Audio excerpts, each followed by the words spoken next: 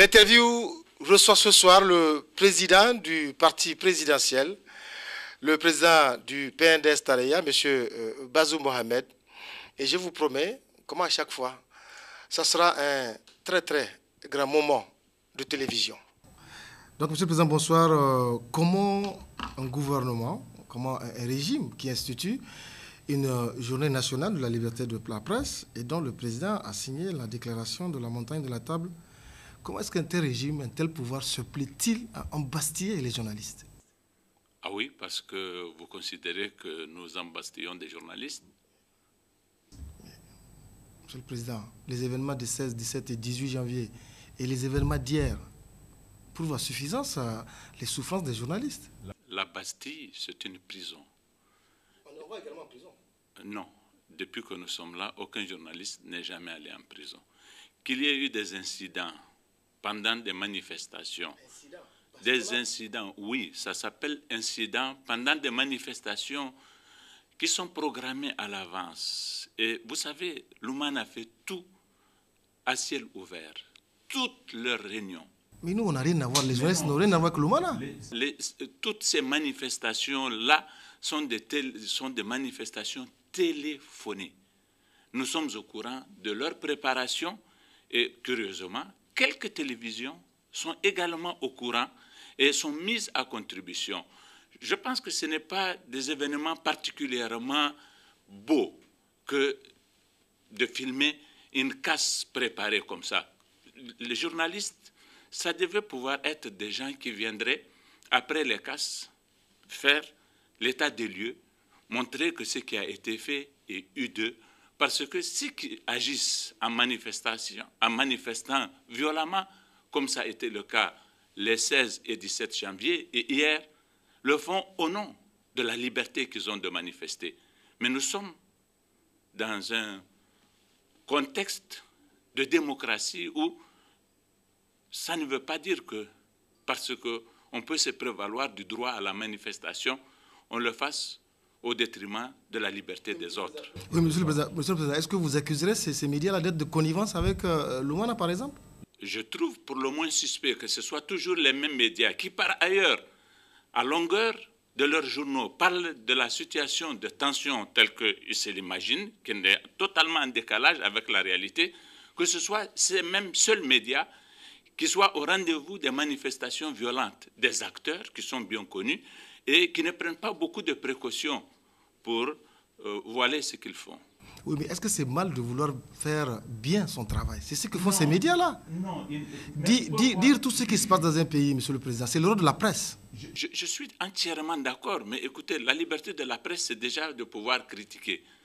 C'est ce que vous faites à longueur de journée. Et moi, j'ai du plaisir à être avec un des responsables d'une télévision qui est très critique à notre égard. Si je n'éprouve pas de la sympathie pour cette personne et pour cette télévision, je n'aurais pas accepté, à chaque fois que j'ai envie de parler, de les solliciter. Donc moi, ça ne me dit rien que vous soyez dans un ancrage qui est plutôt critique vis-à-vis du régime, que votre posture quasi-institutionnelle soit celle-là, je la respecte. Et je trouve que c'est un facteur de richesse que l'expression de cette liberté et le témoignage que moi je fais du bienfait précisément de cette situation le prouve éloquemment que nous ne sommes pas contre le principe de la critique de notre pouvoir, mais que des vandales se mettent à piller et que des télévisions prennent le risque de venir les filmer, elles s'exposent aussi aux accidents de leur métier. Vous savez, les policiers, ils ont pour vocation de réprimer ceux qui font du vandalisme. Et lorsque vous êtes sur leur chemin et qu'ils s'en prennent à vous, je pense que c'est le risque du métier comme ça. Malgré nos habits qui montrent bien que c'est la presse et nos appareils. Ah oui, malgré vos appareils, c'est le risque du métier, à mon avis, parce que vous n'êtes pas de... Regardez un peu combien de journalistes meurent sur les théâtres de guerre. C'est le risque du métier, là également. Mais je trouve pour le moins suspect, et convenez-en avec moi, que ce soit toujours les mêmes chaînes de télévision qui disent, qui annoncent que des choses violentes vont se passer, qui se les imaginent. On peut croire à certains égards, mais je sais qu'elles sont au courant de ce qui se passe. Parce qu'on n'a pas besoin de faire de grandes recherches pour savoir que pensent les gens de l'Oumana et qu'est-ce qu'ils se proposent de faire. que ce soit ces mêmes télévisions qui soient sur la route de la police à chaque fois qu'elle a envie d'agir et qu'elle rapporte les images du travail que font les policiers. Si vous faites un travail que vous considérez noble, les policiers aussi font un travail tout aussi noble. Et je ne suis pas convaincu que votre travail à vous est plus utile que celui de la police pour la société. Bien au contraire. On ne l'a jamais dit, mais on demande à que chacun fasse son travail. Oui, mais quand vous filmez le travail que font les policiers en vertu de ce que la loi a prévu qu'ils aient à faire pour le bien de la société, pour sa sécurité et pour sa stabilité, et que vous le fassiez pour les critiquer en les dénigrant, en considérant qu'il s'agit des gens qui exercent une pression barbare contre des manifestations pacifiques, je pense que vous n'êtes pas tout à fait leurs amis et je comprendrais que des gens jeunes comme ça, qui n'ont pas envie qu'on montre des images du travail qu'ils font et qui est absolument nécessaire, s'en prennent aussi à vous. Et j'appelle ça le risque du métier. Sauf que nous, on ne les a jamais critiqués. On fait notre travail. Maintenant, le maintien de la paix, Monsieur le Président répond, c'est du professionnalisme également. Oui, non, mais j'ai dit une fois encore, dites-moi pourquoi ce sont toujours les mêmes chaînes de télévision, celles qui font état de la situation de tension qui prévaut au Niger. Les 16, 17 et 18 janvier, ce ne sont pas les mêmes télévisions, ce sont toutes les télévisions présentes à Niamey. Ce sont les mêmes.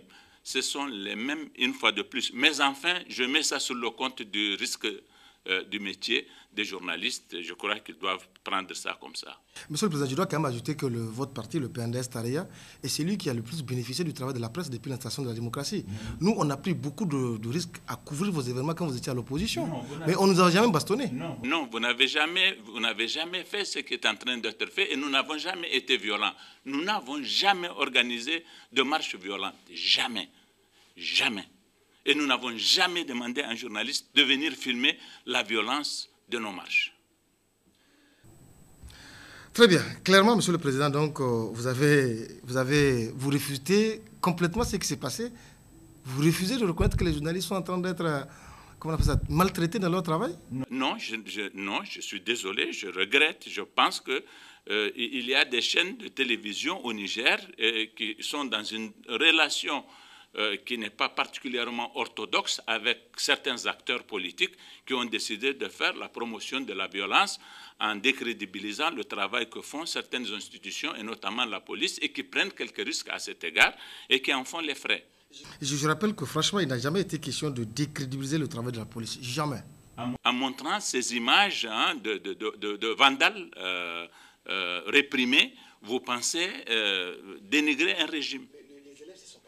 C'est des vandales, ces élèves-là. Pourquoi ne seraient-ils pas des vandales? Ils ont une organisation légalement reconnue qui s'appelle l'USN et qui est régie par les mêmes lois que toutes les associations qui, lorsqu'elles doivent entreprendre une manifestation, elles doivent être pacifiques, elles doivent en faire une demande, elles doivent recevoir une autorisation, elles doivent indiquer le parcours de la marche et tout doit se passer normalement. Rien ne serait arrivé. Mais quand de vandales, sous prétexte qu'à 2 semaines de la rentrée, ils n'ont pas encore assez de professeurs ou qu'on n'a pas encore fini tout à fait de construire les classes, ils sortent pour casser. Ce n'est pas des élèves. Et on a arrêté 15 personnes au moins qui ne sont pas des élèves, dont des anciens militaires.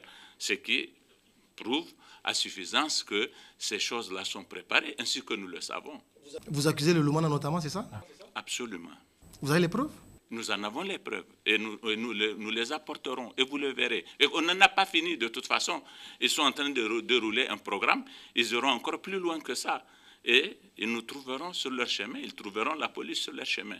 Concernant toujours, Monsieur le Président, les libertés publiques, pourquoi le président Maman Ousmane et les siens ne peuvent-ils pas se réunir à leur siège? Il semble qu'ils se réunissent au siège de CDS Rahma, qui n'est plus leur parti. Et le parti en question a entrepris des démarches pour d'interdire à M. Ousmane d'utiliser de façon indue désormais le label de leur parti, tout simplement. Je pense que je n'ai pas le droit de m'appeler Moumouni et de considérer que c'est moi Moumouni et d'aller poser au nom de Moumouni des gestes qui ne peuvent pas l'engager. Si je devais me comporter comme ça, vous me dénonceriez. Mais est-ce que c'est la justice qui a autorisé le déploiement de la police la dernière fois? Non, la justice, ce n'est pas elle qui autorise le déploiement de la police, ce n'est pas son travail. Il y a un ministère de la sécurité publique dont la vocation est précisément de rétablir l'ordre dans la société et de le maintenir. Oui, mais entre des acteurs politiques, est-ce que le ministère de l'Intérieur doit intervenir? Ce n'est plus, non, désormais, ils n'ont plus rien en commun. Ils se sont totalement départagés. Il y a un parti qui s'appelle CDS Rahma, qui est dirigé par M. Abdoulabo, et il y a Mohamed Ousmane, qui, s'il veut continuer à faire la politique, doit renoncer, depuis une décision de la Cour de cassation, à s'appeler CDS Rahma et faire un autre parti et faire comme tout le monde a fait jusqu'à présent. Sauf qu'il a fait appel. Non, il a utilisé tous ses recours. Il est allé même à la Cour de justice de la CEDEAO. Il n'a pas eu gain de cause. C'est terminé, ça. Il ne peut pas, je vous dis, parce que c'était la Cour de cassation déjà en dernière instance qui avait dit que son congrès n'était pas régulier. Il fallait qu'il le refasse. Je peux vous assurer qu'à l'époque, s'il avait repris son congrès, adressé de convocation, qu'il aurait transmis à des huissiers pour faire venir les autres, il ne serait pas venu à son congrès. Il l'aurait tenu en une seule heure et tout serait terminé depuis lors. Monsieur le Président, il y a une absence totale aujourd'hui de dialogue politique entre vous et l'opposition. Et il semble que c'est vous qui refusez de dialoguer avec les opposants. Non, ce n'est pas vrai. On n'a pas refusé de dialoguer. Je ne pense pas que nous soyons dans une situation de... Si on a tenu une dernière fois une réunion, une réunion du CNDP. Oui, on se quittait parce qu'on ne s'est pas compris, mais sur des détails, ce n'est pas sur des choses essentielles. Oui. Oui, mais depuis, le chef de file de l'opposition a demandé une convocation du CNDP. Si c'est sur le même ordre du jour, ça ne vaut pas la peine parce qu'on va se retrouver dans la même situation. Je ne suis pas très au fait de ce qui se passe à cet égard, mais je pense que ça ne servirait à rien que nous nous retrouvions sur un ordre du jour sur lequel nous ne nous entendons pas. Enfin, la question que je veux dire, c'est quel intérêt vous avez, vous, pouvoir entretenir un certain climat de tension, on va dire? Non, nous disons que tout se passe bien. Par contre, lorsque vous écoutez les déclarations de l'opposition, vous vous croirez dans un autre pays. Elle a plutôt aujourd'hui envie de développer une stratégie qui prouverait que nous sommes dans une situation de tension. Et lorsqu'elle demande la convocation du CNDP pour qu'on parle de la CENI et qu'on usurpe les attributions de la CENI, elle contrevient à la loi et nous ne pouvons pas jouer son jeu. Et donc, il lui faut toujours demander des choses qui sont impossibles pour qu'il y ait l'impression de cette tension et que cela corrobore ce qu'elle dit par ailleurs. À défaut de prouver la tension par les faits concrets, sauf ceux d'hier matin, qu'ils vont regretter de toute façon, il leur faut inventer la tension et c'est un peu à travers cette démarche vis-à-vis du CNDP qu'elle entend entretenir la tension. Mais c'est totalement artificiel et ça ne leur rapporte rien. Monsieur le Président, il se raconte que vous avez tellement duré à l'opposition que même étant aujourd'hui au pouvoir, il vous plaît de jouer à l'opposition ou à l'opposant. Qui ça, vous? Non, c'est un constat qui est fait. Qui ça, le PNDES ou moi? Oui, le PNDES, non, pas vous, le PNDES. Je ne comprends pas, vous. Il semble, je répète la question. Oui, non, mais non, je ne comprends pas cette question. Vous ne jouez pas à l'opposant? Je n'en sais rien, moi. Qu'est-ce que ça veut dire? En faisant quoi? Oui, il faut me dire. En faisant, par exemple, de dialoguer avec l'opposition, monsieur le Président. Non. Quand vous dites que c'est le même ordre du jour, mais on peut quand même revenir, parce que c'est des élections en 2016. Le Premier ministre, qui est un homme qu'on peut accuser de tout, sauf de ne pas être flexible, sauf d'être sectaire, leur a dit, voilà l'ordre du jour, voilà le point que je propose. C'est échange sur le déroulement du processus électoral. Mais l'ordre du jour, il ne doit pas être consensuel? Oui, il doit être consensuel, mais l'opposition tient à ce que ce sont libellés à elle seulement qui prévalent. Et le Premier ministre a dit non, je ne peux pas faire ça parce que je m'ingérerai dans les affaires de la CENI et en cela, j'outrepasserai mes prérogatives parce que j'empiéterai sur les plates-bandes de la CENI.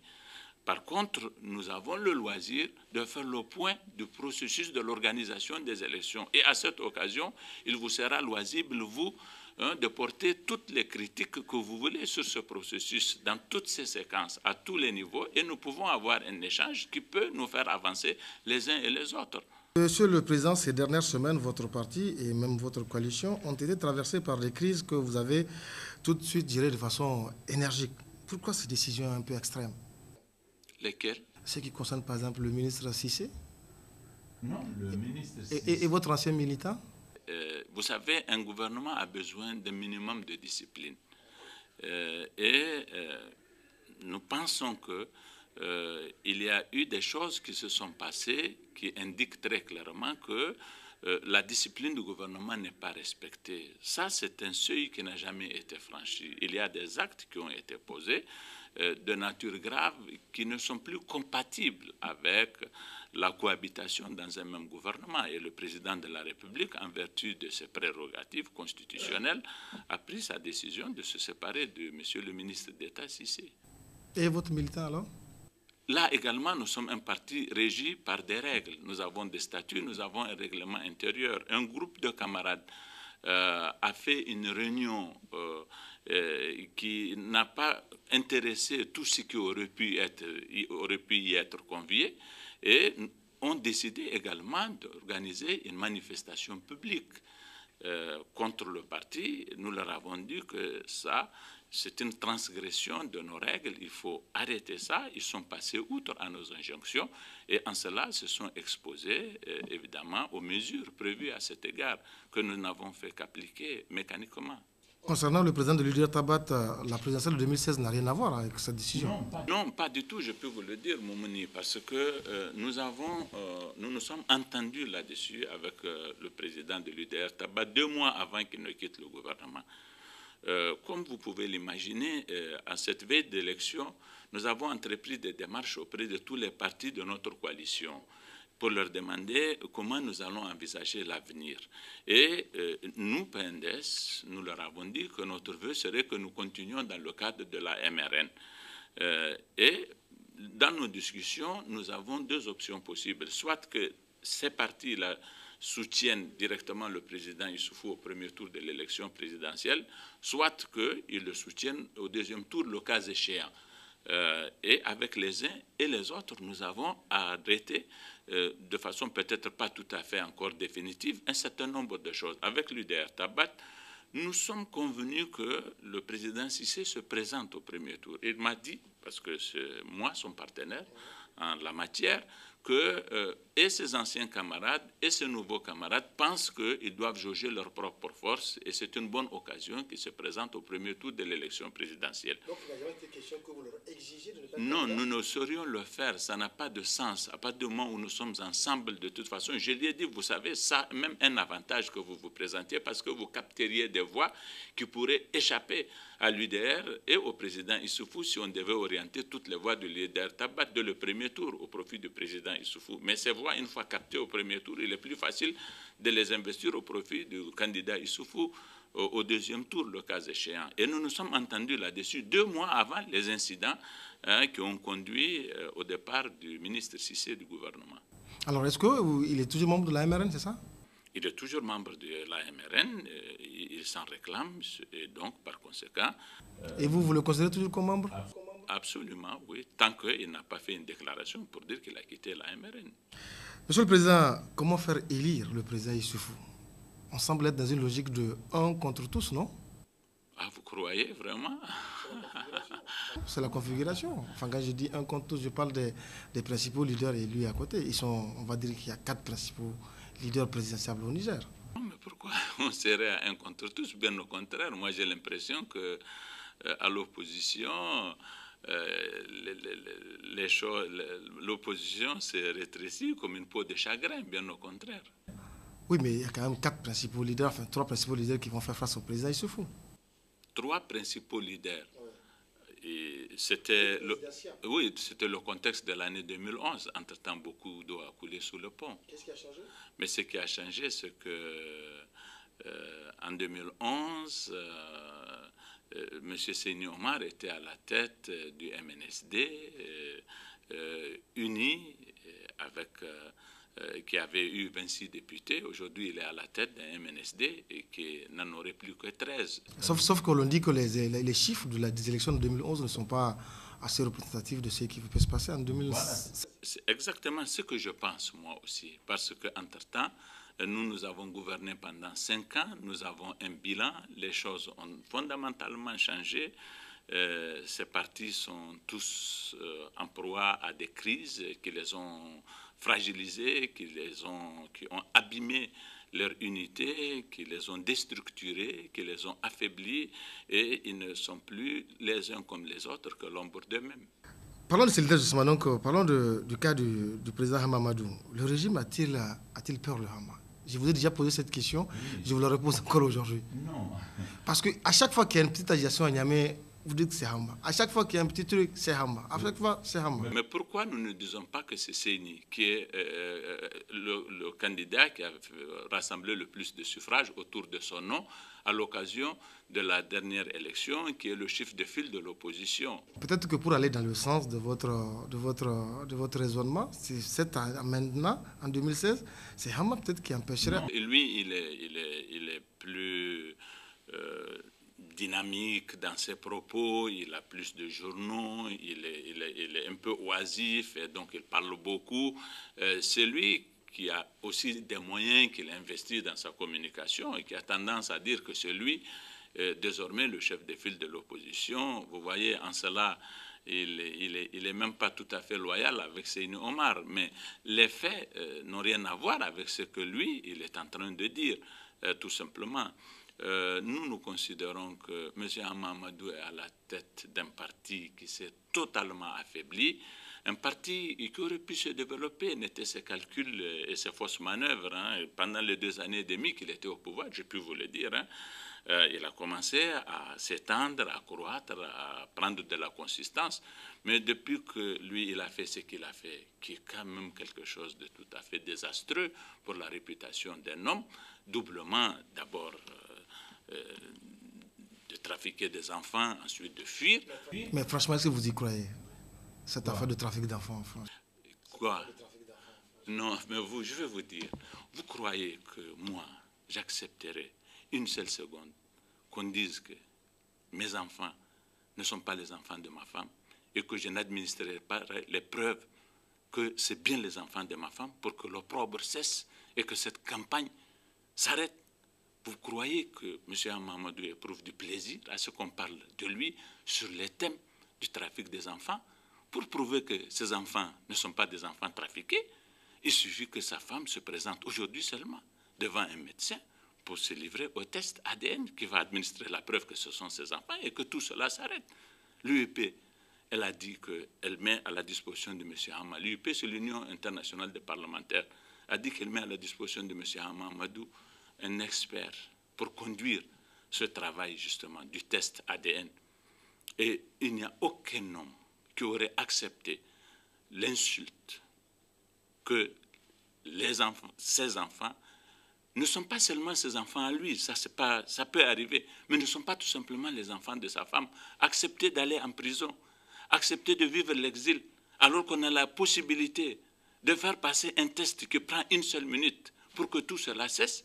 Non, je crois que ça fait 1 année et demie, et moi maintenant, je suis absolument convaincu, c'est ce qui n'était pas le cas au départ, quand la rumeur avait circulé que la femme de Hama est allée se ravitailler en jumeaux au Nigeria, que toutes les autres femmes par la suite l'ont fait, je n'y croyais pas, franchement. Mais après, nous sommes au courant, quand notre police judiciaire s'est rendue au Nigeria et qu'elle a établi toutes les preuves. Sauf que vous ne les avez jamais présenté ces preuves-là, on les attend toujours. Non, attends, si, c'est à la justice, c'est eux qui ont refusé jusqu'à présent le jugement. Je vais vous dire, j'étais ministre de la Justice par intérim. Le directeur de la police judiciaire est venu me voir pour me dire qu'il y a des femmes qui ont des rendez-vous. Je lui ai dit de leur dire de ne pas aller, de leur expliquer que 2 d'entre elles vont aller à Oré récupérer des jumeaux et l'autre va aller récupérer un seul garçon. Quand ils leur ont dit de ne pas aller, les 2 qui devaient récupérer des jumeaux n'ont jamais accouché. Celle qui devait récupérer un seul garçon, qui est passée outre au conseil qu'ils lui ont donné, elle est allée amener son garçon et aujourd'hui elle a des problèmes avec la justice. Alors je dis que ceux qui sont accusés d'avoir acheté des enfants, la meilleure façon de se défendre, ce n'est pas de faire du bruit, c'est de passer le test.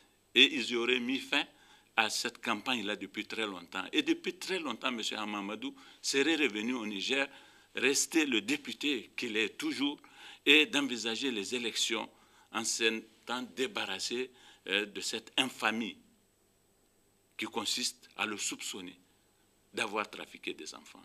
Je pense que lorsque on se propose de diriger un État, on doit justifier d'une moralité qui ne puisse pas souffrir des soupçons de ce genre-là, et les traîner surtout, et ne pas pouvoir s'en libérer alors qu'on en a les moyens, garantis par une institution parlementaire internationale. Monsieur le Président, est-ce qu'il y aura des élections présidentielles avec Issoufou, Hama, Seni et Maman Ousmane? Ça, je n'en sais rien. Il leur sera tous loisible de se présenter et ce n'est pas le PNDS, encore moins moi, qui pourrions dire s'ils seront candidats ou pas et s'ils prendront part aux élections par conséquent ou pas. Parlons de Hamamadou. Est-ce que la bonne foi du régime n'est pas celui qu'il puisse, en toute liberté, se présenter et affronter le président Issoufou en 2016? De toute façon, après, la justice pourra suivre son cours. Mais pourquoi vous ne ferez pas les choses plus facilement? Moi, ce que je lui conseillerais, c'est que cet expert de l'UIP soit mis à contribution pour que sa femme aille en France, à notre insu, à nous, qu'elle fasse le test, qu'on prouve que ce sont ses enfants, et qu'ils viennent libérer de cette infamie, une fois encore, et qu'il soit regaillardi par le fait qu'il aura administré la preuve que tout cela était une campagne qui visait à l'infamie, lui. D'accord, mais voilà, mais est-ce que vous accepteriez quand même? Je n'accepterai pas qu'un citoyen, qui qu'il soit, fût-ce Hama, puisse ne pas se soumettre aux exigences de ce que la loi a prévu. Ce n'est pas un citoyen différent des autres. Il a un dossier. On a porté contre lui une accusation très grave de s'être rendu complice de trafic d'enfants achetés à de pauvres filles du Nigeria à 5 millions l'unité. Et ça, c'est très grave. Il doit pouvoir franchement se battre et ce n'est pas particulièrement compliqué pour sortir de cette situation-là. Est-ce que la répression de la manifestation d'hier, c'est pour dire à tous ceux qui veulent aller accueillir Hama que voilà ce qui peut vous arriver? Oui, parce que vous concevez que des gens puissent sortir dans la ville de Niamey et casser tout ce qu'ils trouvent sur leur passage, brûler des voitures. Non, bien sûr que non, mais aller pacifiquement accueillir leur président. Non, mais nous parlons de la manifestation. Tout dépend de comment les choses vont se présenter. Donc, mais pourquoi vous voulez que Hama vienne dans des conditions de tension quand il lui est loisible de se laver de tout soupçon? Vous pensez qu'il ne viendrait pas? Non, mais supposons qu'il veuille venir. Même à sa place, j'ai fait les choses de façon... Il vient y parler cette semaine. Il n'y a pas de problème, il peut venir. Moi, je parie qu'il ne viendra pas. Je l'ai dit, je le connais, je sais qu'il ne viendra pas. Mais supposons qu'il veuille... Oui, je l'ai dit, oui, je l'ai déjà soutenu. Il ne viendra pas. Mais s'il doit venir, pourquoi il est parti? Mais pourquoi serait-il parti s'il devait pouvoir revenir? Mais je vous dis, moi, mais ce n'est pas important ce que moi je pense. Je peux avoir tort, après tout. Mais moi, je lui ferai un autre conseil. Et c'est ça que je demande à ses partisans de lui demander. Que c'est plutôt sa femme qui aille faire le test et qu'il revienne avec l'attestation qu'eux, ils sont lavés de soupçons d'avoir trafiqué des enfants. Mais si c'est un Hama sur qui pèse le doute persistant qu'il a vraiment trafiqué des enfants, à quoi il est bon?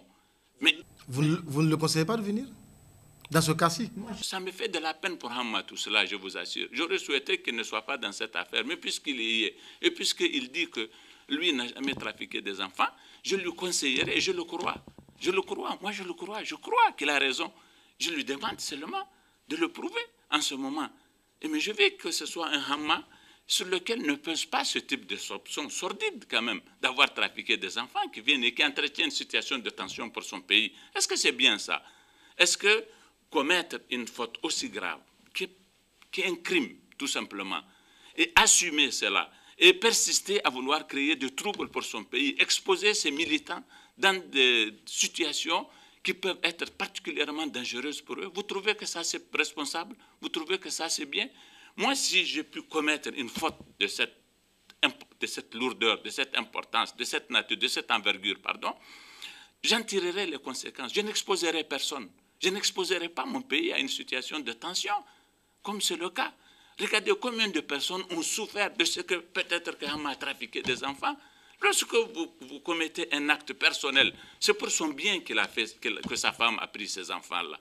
Lorsque c'est pour vous, c'est pour votre confort, pour votre plaisir d'avoir des enfants, que vous allez acheter des enfants et que ça devient un problème pour d'autres personnes, vous devez éviter d'entretenir une telle situation. Moi, mon éthique aurait recommandé que j'arrête tout, franchement. Alors, est-ce que cela ne vous pose pas de problème qu'il n'y ait pas de plaignants au Nigeria, par exemple, sur cette affaire d'enfants? Je m'en fous de savoir qu'il y ait des plaignants ou pas au Nigeria. Ce que je sais, c'est qu'il y a des Nigériens qui ont importé des enfants et qu'il y a une procédure judiciaire à leur encontre. Et cette procédure judiciaire va aller jusqu'au bout. Ils perdent leur temps.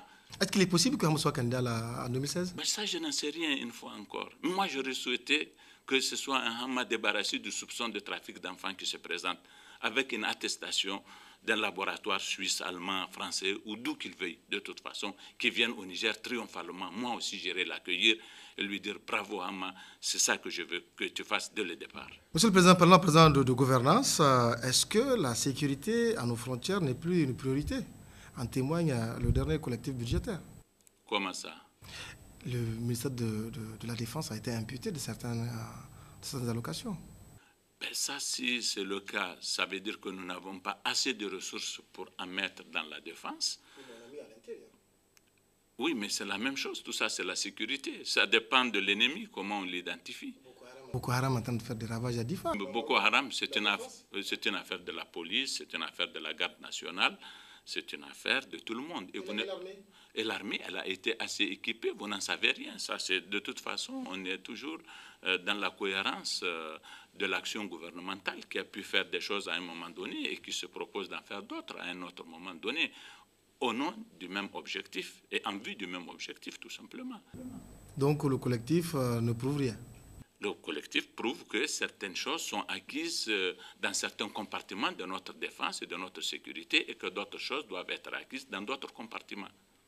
Cela fait plus de mois, Monsieur le Président, que le Hajj est terminé avec ces événements tragiques de Mina. Pourquoi jusqu'à présent au Niger, on n'a pas un bilan clair avec la liste nominative claire de tous nos compatriotes qui sont décédés là-bas? Nous ne pouvons pas l'avoir parce que les choses se sont passées en Arabie Saoudite et ce sont les autorités de l'Arabie Saoudite qui s'occupent de faire ça, qui sont en train de faire un travail remarquable, qui sont en train d'avancer. Le ministre de l'Intérieur était à Jeddah et il ne tarit pas de louanges pour le travail qui est en train d'être fait par les autorités d'Arabie Saoudite qui au départ ont été déstabilisées par un événement qui était très dur, mais qui se sont ressaisis et qui sont en train de faire un travail remarquable. Et vous êtes en train de voir que les noms sont envoyés. Le ministre pense qu'à terme, un jour, prochainement, certainement, tous les noms seront su et ce sera grâce au travail. Un jour quand? Un jour, dans un an? Je n'en ai aucune idée vraiment. Ça regarde les autorités de l'Arabie Saoudite. Moi, comme autorité du Niger, je continue à faire mes pressions sur les Saoudiens pour que très vite tous les Nigériens qui sont disparus, on puisse les identifier. Alors finalement, on va parler maintenant de votre parti, le PNDS. Est-ce que vous avez solidement les rênes de votre parti? C'est-à-dire? Est-ce que le PNDS ne répond qu'à M. Bazoum Mohamed? Les structures? Nous ne sommes pas un parti qui a l'habitude de tension, de rivalité. Ça, c'est des questions qui ne nous ont jamais effleuré l'esprit. Aujourd'hui encore, elles ne m'effleurent pas l'esprit, cette question de savoir si moi j'en ai les rênes. Je suis le président du parti, le camarade Dalkassoum Indatou se charge de sa gestion au quotidien et les choses se passent totalement bien. Alors, Monsieur le Président, l'opposition veut mettre le président en accusation pour haute trahison à l'Assemblée nationale. Ça va discuter bientôt? Non, ils se sont rendus compte qu'ils n'en ont pas la capacité, qu'ils n'en ont pas la possibilité. Et ils y ont renoncé, ils ont transformé ça en une interpellation pour le samedi prochain, j'imagine. Comment ça, ils n'ont pas la possibilité?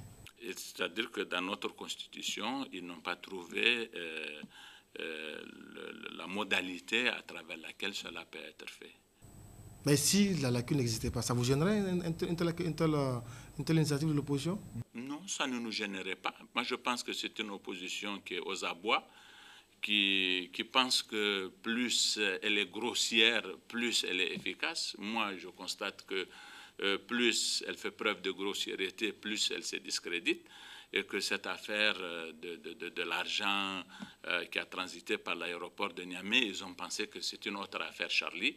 Tout comme ils s'étaient totalement fourvoyés sur Charlie, le président Issoufou Charlie, jusqu'à présent, ils le disent. Moi, je suis tout le temps sur le terrain.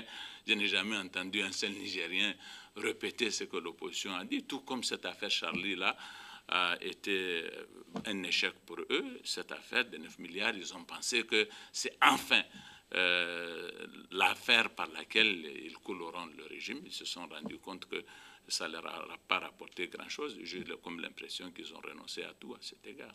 Le président Issoufou au premier tour ou au deuxième tour? Je veux me battre, moi, pour que ce soit au premier tour. Et j'espère que Dieu sera d'accord avec moi. Quand c'est envisageable qu'un seul parti remporte les élections présidentielles dès le premier tour? Depuis quand c'est envisageable? Mais ce sera dans les urnes. Ce n'est pas une question qu'on va envisager. Ce ne sera pas parce qu'on l'aura envisagé que ça va se faire.